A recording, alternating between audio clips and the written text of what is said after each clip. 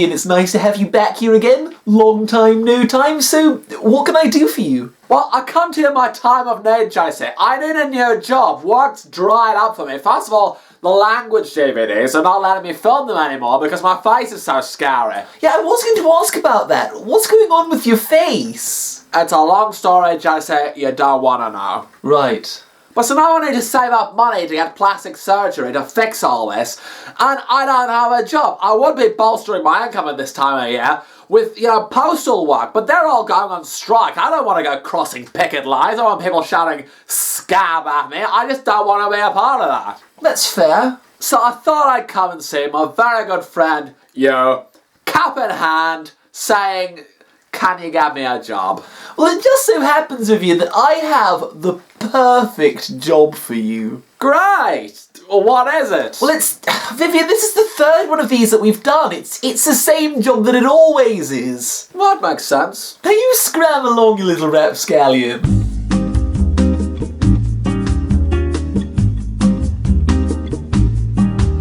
Well, Bernard, what can I say? It's great to be back here. You know how much I love working for you. Well, what can I say, Vivian? I'm flattered, and it's great having you back with us again. I always love working with you, and you've come up with some of our greatest ad campaigns of all time. I have! You're not going to ask me about the mask? No, I really don't care about that. Fair enough. So, here's my new ad campaign I've got for you. You're going to love this one. I can tell already. This meeting's got a good vibe. This is gonna go well. Here it comes. Right. So this one's gonna be a little more complicated than some of my previous entries. So just bear that in mind. It's gonna be in multiple parts, okay? So here's the first part. Picture this. There's a young man. He's giving a piggyback to probably his girlfriend. And it says, you and your bank. Right. Which one of those is the bank? What do you mean? Well, we've got the guy and we've got the girl and there's the piggyback happening, but are we saying that we're carrying them? Because, I mean, that makes us sound like we're doing some good, but it also kind of makes us sound a bit smug. And if we're saying that they're carrying us, that kind of makes us sound a bit useless. I think you're looking at this the wrong way, Bernard. What I'm saying here is, there's the guy's giving his girlfriend a piggyback and it says you and your bank. Yeah? Yeah. And so, Yeah, no, I get the general idea. I'm just wondering what the deeper subtext is. Does it, eh? The deeper subtext is that this guy's giving his girlfriend a piggyback and it says you and your bank. Yes, but I'm asking which is the customer and which is the bank? It's you and your bank. Yes, but I just want to know which one's which. It's not going to say on the poster which one's which. They're going to be arrows. It's just going to be a black and white photo of a guy giving his girlfriend a piggyback and it says you and your bank. Right. Maybe a bit clearer if I explain the other pictures. This is like a triptych, there's 3 of them, so maybe you'll get a better picture if I explain the rest. Oh right, yes, no, of course, yeah, that'll probably make more sense. Okay, so here comes the second picture. There's a man pushing a bicycle along. It says, you and your bank. Okay, I do find myself having to ask again, which of those is the bank? Are we the bicycle, or are we the rider of the bicycle? There is no rider of the bicycle. That's the beauty of it. The man's not riding a bicycle, he's pushing a bicycle along. Okay, no, see, that actually makes it worse, because a bike that you're not riding is worse than useless. It takes far more energy to push a bicycle along than it does to walk without a bicycle. So what we're saying, we're a hindrance. Yeah, but I'm not saying the bank is the bicycle. Okay, but if we're not the bicycle, then we're the man. And we're just trundling along this useless article that's all effort and no benefit. I mean, that doesn't sound very complimentary to our customers. But I don't know what's getting into you tonight. This is so straightforward. All we've got here is a man pushing a bicycle and then it says you and your bank. Yes, but no, what's the third picture? Okay, this one really ties it together. In fact, I think we should have this last one in the middle between these 2 images just to really bring it together. Okay, I've got high hopes here. What's it gonna be? There's an old lady and she's holding up her dog. It's a little dog, a bichon frise. And it says, you and your bank.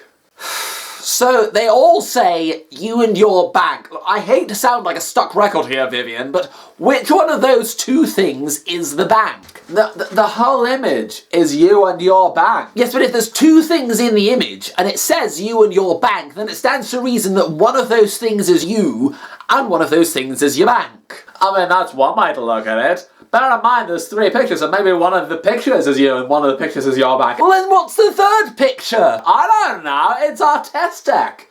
I don't understand this. Look, Barnett, let me just recap this whole thing for you, okay? There's a man giving a woman a piggyback. She might be his girlfriend. She might be his sister. Who knows what these crazy kids are into these days? There's a piggyback happening. You and your bank. There's an old lady. She's holding a dog. It's a little dog. It's a bichon frise. You and your bank. The man pushing a bicycle along.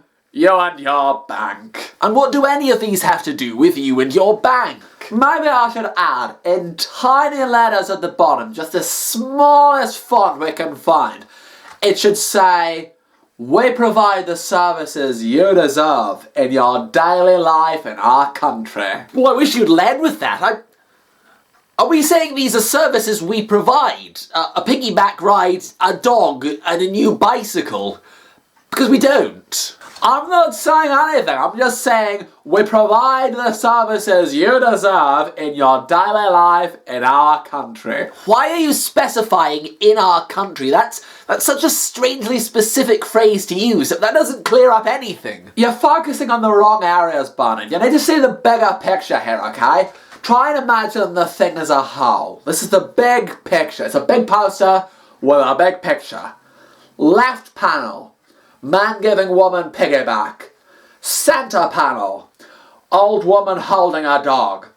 Right panel. Man pushing a bicycle. Large letters say you and your bank. Teeny tiny, almost unreadable letters say we provide the services you deserve in your daily life in our country. Right, so man giving woman piggyback.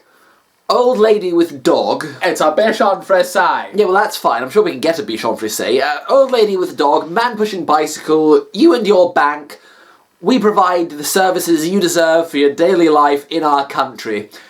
That's a really weird turn of phrase. Daily life in our country. Are we targeting this at expats? Not necessarily. Anyone can have a daily life in our country. That's just such a weird place to put emphasis. Listen, Bernard, have I ever led you astray? Have I ever led you wrong? Well, no. Remember ham?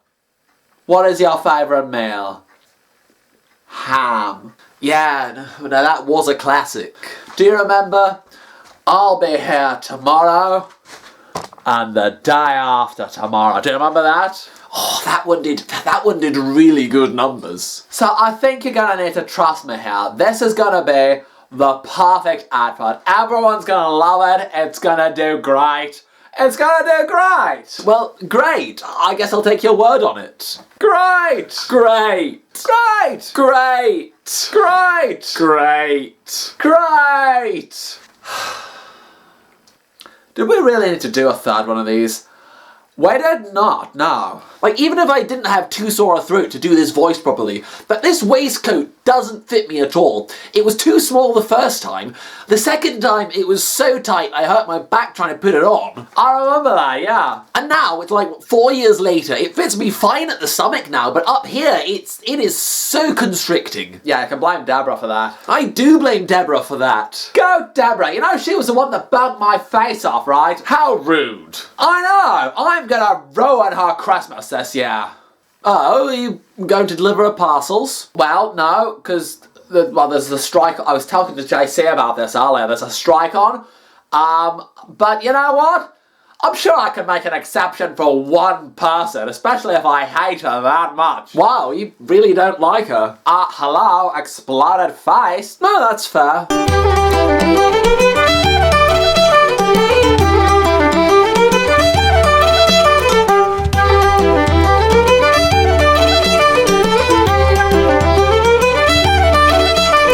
So, I'm not super happy about this.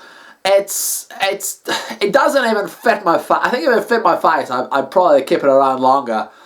But as it is, signing up for plastic surgery.